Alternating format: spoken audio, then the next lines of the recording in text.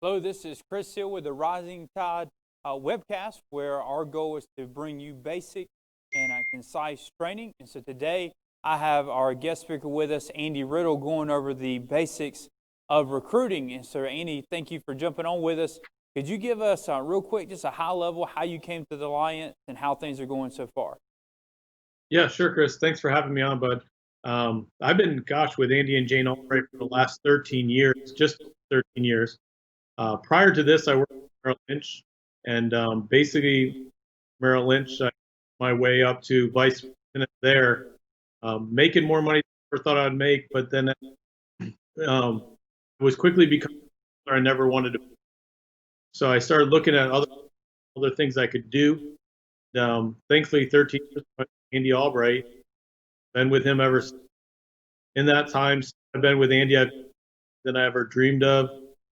Traveled the world over the place, and just been to think back. It's been 13 years since. Feels like just yesterday. Much fun. And we know you've been absolutely killing it on the recruiting side. How many recruits did you have, let's say, last month? What were your numbers looking like? We shoot for 40 new direct contract recruits every single month right now.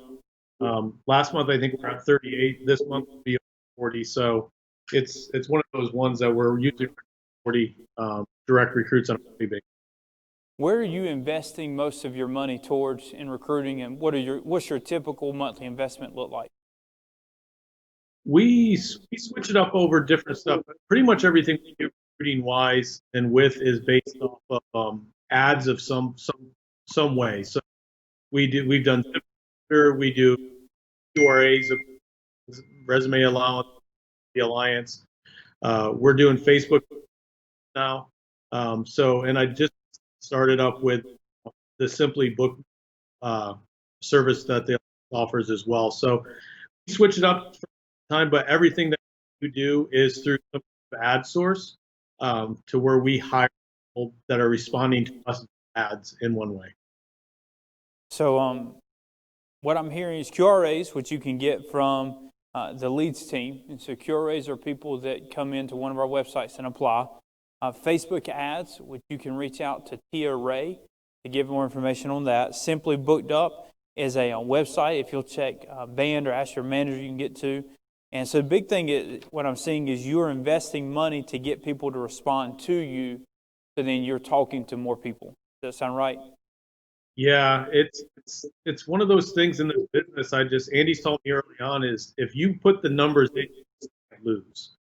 So it's getting the side in the aspect of number of people I want to do every single week. I just know if I'm not talking to a bunch of people, I'm not finding good ones.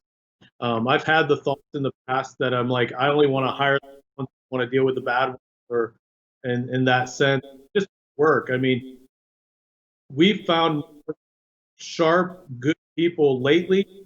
And the reason is we've done interviews than we've ever done. So it's just the people that you find, people that you do go through it.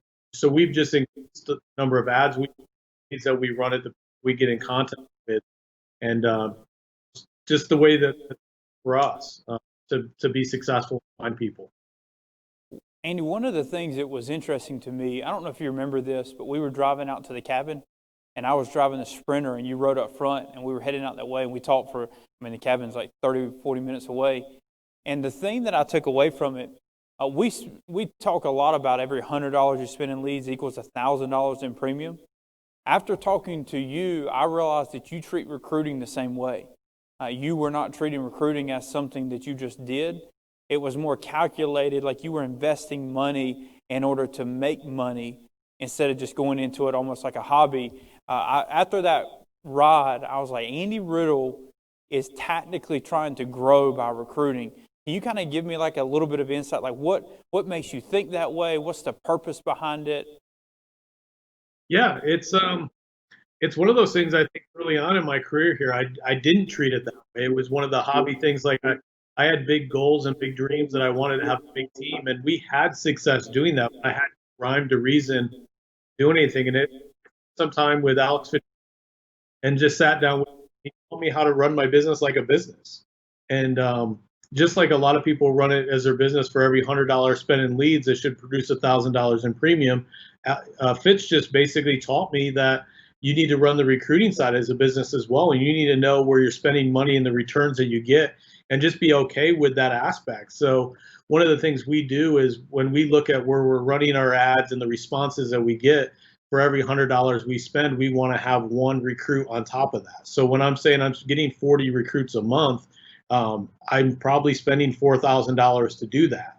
And in the aspects of what we're trying to do and accomplish, just to bring in the number of people off a good expense. And it's just knowing your numbers where they're at. And here's the thing: it's some people, when their numbers aren't in line, they just stop doing it. And sometimes that's smart.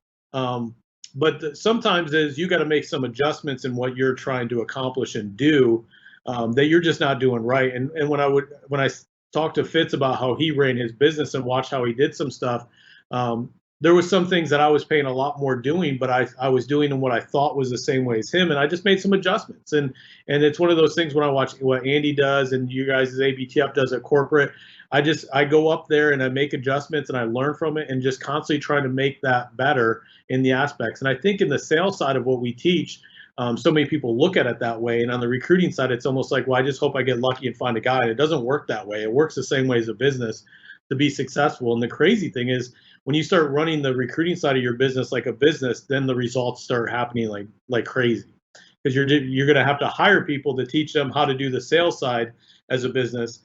But as long as you're running the recruiting side of that, it's the same aspect, just a different side of it.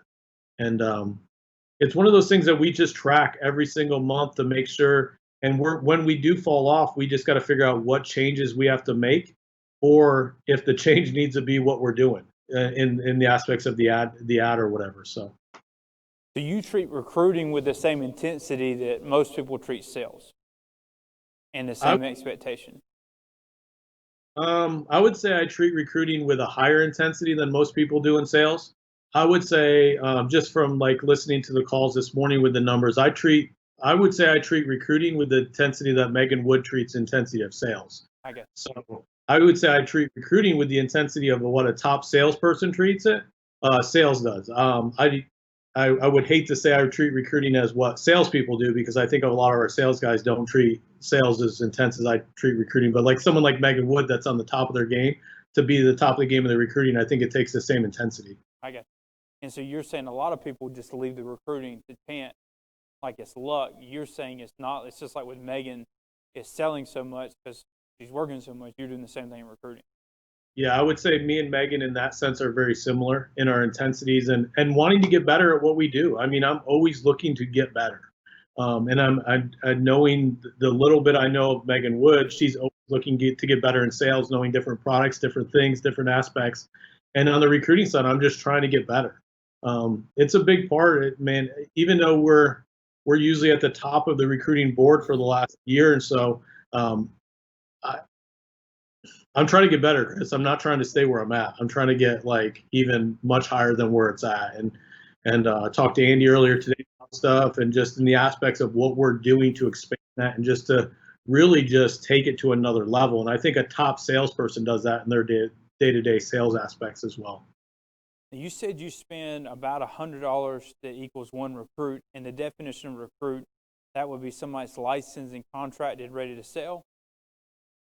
Yeah, it's once they've contracted with a carrier, they count as a recruited agent with us. So we still fast track them, and we still get people in insurance school. They don't, until they come out with a licensed agent and they fill out a carrier contract, we don't count them as a recruit. Not that we don't do that. It's just they count as a recruit once they're licensed and able to start selling for us.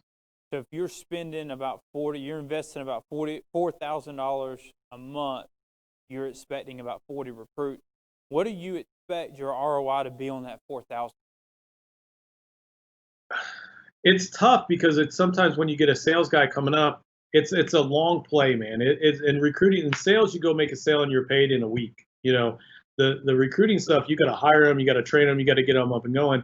But it's where if you do it consistently and put them in consistently, where it does. I mean, I was doing the math the other day. Just simply, if you are on, say, you're on an 85 contract and you're just getting glow bonus off your guy. You say it's just a glow bonus. I don't care what your spread is. Just say you get that 8% glow bonus. You get a guy writing $20,000 a month. It's basically in your pocket 20 grand a year just off glow bonus. So it's like, how much would you spend for that one guy?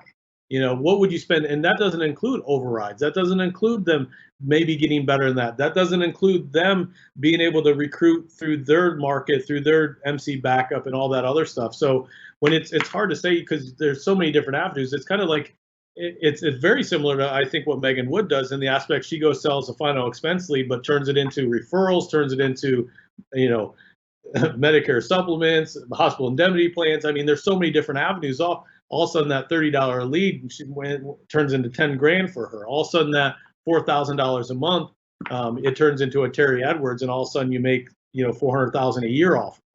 I mean, you just never know. You just know if you put the numbers in consistently, you're going to win. It's the ones that just looking for the onesie twosies or a couple recruits a year or a month or whatever. They're not putting the mass volume in. It would be almost like me expecting Megan Wood to be the number one producer getting 2 leads a week. It's not going to happen. But in the same sense is if you want to be the best, you want to have a huge team and you want to build that passive residual income and make investments off of it, you put the money in, it comes back to you. And as you start building a team and getting larger and stuff, to get that $4,000 of investment back, I mean, that's just on a 10% spread. I mean, you're looking at a 40,000. You're not even an agency manager level to get that back off of that. I mean, 50,000 to get you to the minimum you have to do to be an agency manager, and you're making $4 grand with a 10% spread off 40,000. That just returns it, and that doesn't include anything in addition to. It's just crazy, man. With the ability that we have here to go print money as a sales organization and then reinvesting it in leads and then reinvesting on top of it on top of recruiting, you can explode your business so fast just because of the aspects of doing it. But it's understanding the ability of creating cash to invest to build a business. And it's actually putting time, money, and effort into that aspect, just like a lot of people do on sales. It's putting it in on that side too. And not treating the recruiting side and the business side as a hobby. I think a lot of people treat it as a hobby and they get the results of a hobby and it ends up costing them money. Just like if you treated sales in this business as a hobby, it's going to be an expensive hobby. But if you put yourself into it and run the sales aspects of a business, run your recruiting side as a business, it pays dividends like nothing I've ever seen. And it'll come back tenfold. So you're investing $4 grand for 40 chances to find as many $20,000 producers as possible. And with an 8% glow, that $4 grand turns into 20. So if you converted 40 out of 40, you converted 4 of those people, then that $4 grand, the glow on that alone would be $4 grand turned into 80,000 for the year. Yeah, that's I mean, only 10% of them. I mean, you have someone writing $20,000 a month at 8%. You're at $16,000 a month income. You multiply that by 12 months, you're right at 20 grand. That's basic. You've paid for your recruiting for the year finding that one guy. Every other recruit you get outside of that is bonus. And if you only get one in a year, you're doing something wrong. So you need to make adjustments to find that other guy and figure out what you're doing wrong. But the worst case is you're still year 2, you're profitable because that guy's still with you. He's already paid for the rest of your recruiting each year. And if you look into other businesses, they know they're going to lose for 3 years in a row, and the 4th year is when they're trying to make profit. If you're spending $4,000 a month and you find one $20,000 producer a year, year 2 you're profitable, and that's terrible. I think those are terrible numbers finding it, and being terrible, you're profiting year 2 when most businesses are profitable in year 4. It's just crazy. It's putting the numbers in consistently, trying to fight to get better, figuring out what you can do differently, how you can help people. And one of the things in recruiting is you start building stuff. On sales, it's just you. When you start building a team and start hiring people, you need to get in the fight with them. And when you get in the fight with them and spend your time to fight with them to help them, that's when you create the loyalties, and that those overrides come for life. And as you build a business and you build loyalty through a team, you look at someone in Fitz's organization, just the huge manager he's got there, they're loyal because of the fight. They've been in a fight, and Fitz has been in the fight with them. You look at Andy Albright through his team, it's Andy's in the fight. Heck, I talked to Andy earlier today. He was fighting with me in the fight that I'm dealing with to get through it, to get to another level. Be in the fight with your guys wherever it's at. So the biggest thing that I see is you treat recruiting with the expectation that you invest to get a return, not that it's luck that you'll get some type of result. You're believing based on your investment, just like if you buy leads, you're gonna get a return. So let's real quick. We got a couple more minutes.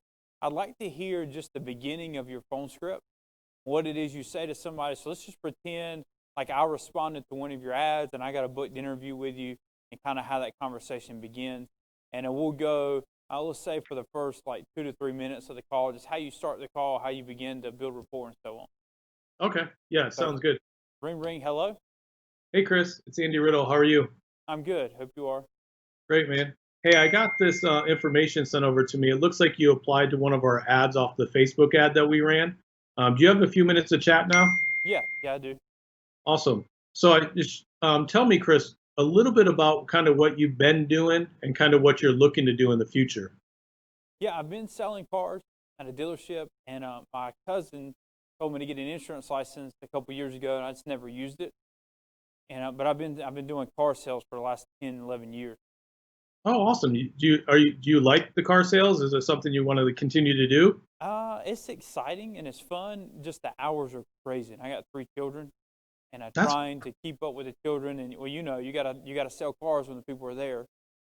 Yeah. And weekends and nights. It's kind of a struggle, but I don't mind it. I enjoy sales. I just don't like you know what I mean, like the schedule and so on. Yeah, I know a couple car guys, and the hours they put in is just amazing to me. It's how much time they have to put on the lot and do that kind of stuff and the calls and stuff. So I understand that. When you said it was your cousin that told you to go get your insurance license? Yeah. He was in it for like 3 months, and then I don't know what he's doing now. He don't do anything with insurance anymore. But I kept my license active, and I saw your ad, figured I'd apply to it. Well, that's awesome, man. That just shows how sharp you are to keep your license up, just keep your options open. That was a smart decision there, man. Thank you. So are you looking to get out of cars then and try to spend more time with your family, or are you just looking to add on to what you're doing now? I would love to eventually get out of cars. Right now is how I pay all my bills, but I would love to eventually be out of it. Yeah. I just don't know that I can quit something completely right away. But yes, that is the goal. What kind of income are you looking to make, to get out of it? What would that take to make that transition? Right now, I'm making about $65,000 selling cars. Okay. So if I made that, I'd be fine. Yeah, that's what you need to cover your bills and all that for the house and the stuff. Okay, cool. And that's my warm up there. I've transitioned from that part, Chris, over to kind of explaining what we do. Kind of like you were explaining. You asked questions, and I noticed you figured out what my goal was. You complimented me 2 or 3 times. I thought it was cool, and you figured out the income what I wanted. What things were you doing that we might not have noticed that you were? You know what I mean? Like I know you said my name a lot, which Andy has taught me is important. What other things were you doing that kind of made a big difference?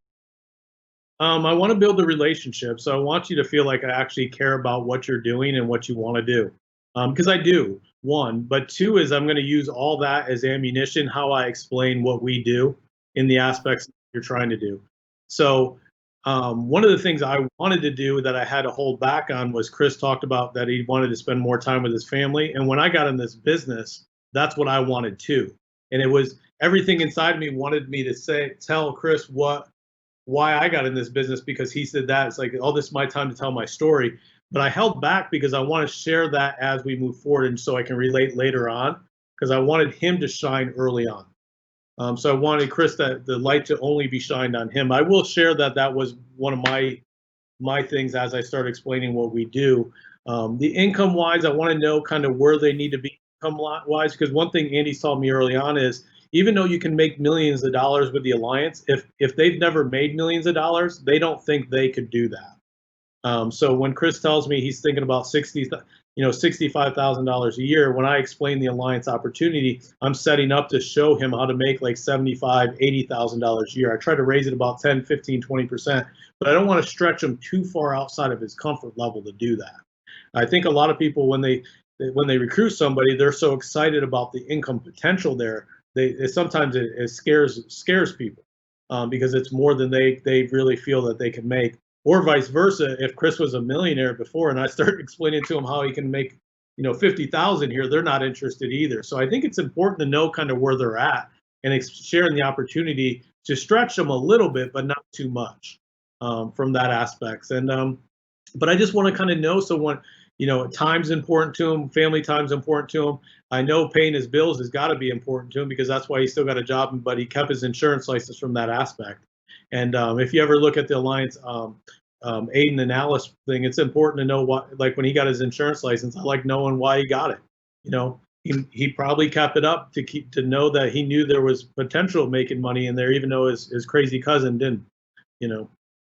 So give us a little bit of, so let's move in, and we got a few more minutes, and I want to hear kind of how you start to explain the business, and then kind of we don't have a lot of time, so I know we have to speed it up a little bit. Let's transition into that so people can hear the words you're. Yeah, the rest of it's really quick because then the last part I'm just going to kind of talk to him again early on, but I just say, so let's do this, Chris. I'll give you a real quick overview, kind of what we do and kind of the stuff we go about it. We'll go from there, okay? Okay. Awesome, man. So basically, Chris, we work with about 20 different life insurance companies. All of them are what they consider A-rated, just meaning they're well financially set up type companies. And what we do is we sell their products. So we have a full line of all the different products that they offer to get to people, but we do stay specialized in a couple different areas. And that's mainly because we have a lead system to help us find our clients. So we don't ask you to sell all your friends and family members or all that kind of stuff, go door knocking. We have the leads of actual people looking for this type of stuff. And the way we do that is 4 different ways.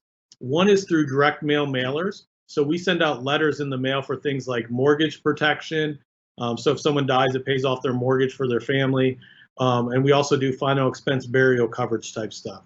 We also do advertising on Facebook. We do TV commercials, and we also do internet marketing as well. So if you did like a Google search, one of our web pages would come up, and they would fill out the information there. But all 4 ways they've reached out to us, and we don't do any of that bait and switch stuff. So it doesn't say like win a free iPad or anything crazy like that.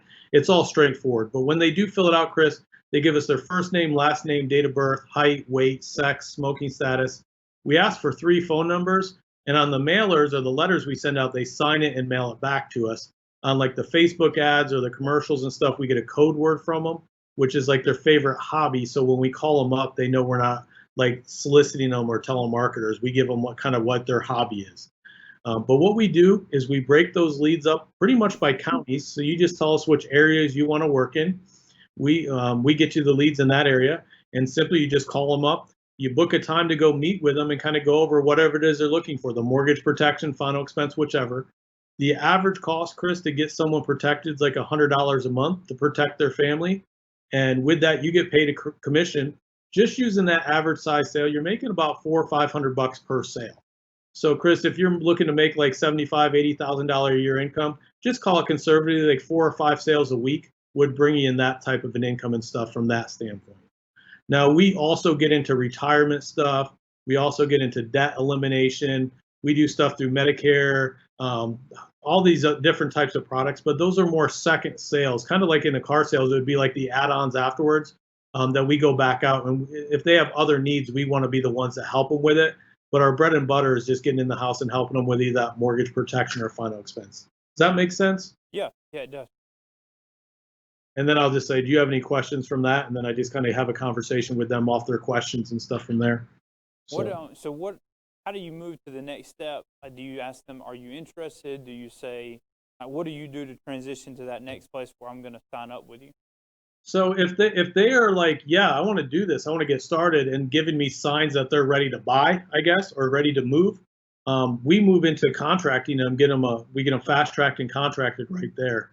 One of the big things that we do is we don't send links. We don't tell them to go figure it out on their own. We'll get them on a Zoom meeting, have them share their screen, and we walk them through the fast track. We walk them through the contracts, so they know what they're doing, to get through it really quick, from that standpoint. So we don't leave it up for error that they can't figure out how to use the PIN number or the passwords, all that kind of stuff. We handhold through that whole process to get contracted. We usually just do one contract to show them up front, and then we give them like 4 more to say, hey, do these next 4. When you go through the contracting page, it gives you the preferred contracts. Those are the ones we start out with. On average, how long does that process take? You're walking them through. As long as you can get them on Zoom, it takes about 15 minutes. Okay. If It depends how technical, how challenged they are to share their screen on Zoom, which isn't really hard, but it's just some people have a hard time downloading. So, but yeah, and we do it that way because it for years. I would listen to my staff be like, "No, on the bottom you gotta type agree in the yellow box," and they're like, "They're not a yellow box," and they're like, "Scroll down." And he's like, "I am scroll down." I'm like, at some point you got to realize that you're looking at a different page than they are. So why don't you get them on Zoom so you can see the page what they're actually looking at? So it was after hearing hours of those conversations and me getting more gray hair from listening to that it's pretty much a rule in our office. You have to do a contract over Zoom. So big thing is you transition, and I noticed you kept it really simple, and you didn't explaining insurance company. You just said we have a 20 different A-rated, and then you talked about how we specialize, which led you to the lead. I like the transition. You didn't just say we have a lead system. You say we do stay specialized in some products because we have a lead system. Almost giving me a reason that you have leads. I thought that was really cool. And you kind of give a high level of all the different ways that people know things come. And I thought that was pretty interesting. And then I like the part where you told me how much on average it costs and how much on average I make. And because you had asked me how much money I needed to be making, you told me how many sales I needed to make. I'd be straight with you. If I was selling cars and you told me I needed to just make 4 or 5 sales and I got to replace it, I would be fired up out of my mind. But it's because you asked those questions early on that gave you that right and the information to do it, which I thought was incredible. And then that last part is you don't leave them. It sounds like, do you hand that to a staff person? Do you do it yourself? How does that Zoom take place? it depends how my day is. Most of the time I do hand it to my staff because I'm jumping on another call, hiring someone else or coaching an agent. But I know how to do it. And I think that's important because I've done it where I've talked to a guy at 8 o'clock at night on a Friday night and he's ready to go. And, it's one of those things. I think it's an owner mentality. I could take the ego and say, hey, let me have my staff call you on Monday and they'll get you set up. And the odds of them answering on Monday just go down so much over the weekend.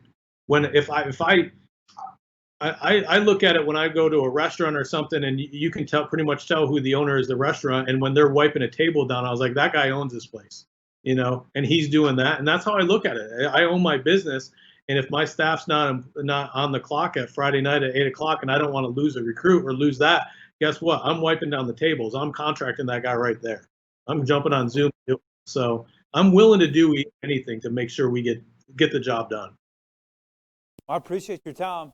This is Andy Riddle, the #1 recruiter in the country, averaging 40 or more recruits a month, and leading the way, not just for 1 week, but for the last couple of years. So exactly what he says and does. So we expect you to take it, listen to it 1,000 times. And it's no secret. He hasn't kept it to himself. It is simply investment, treating it like a business, not a hobby, and then keeping it simple and building a relationship to move people forward. Thank you, Andy, for jumping on. You did a great job. We appreciate it. Appreciate it, bud. We'll see y'all next week.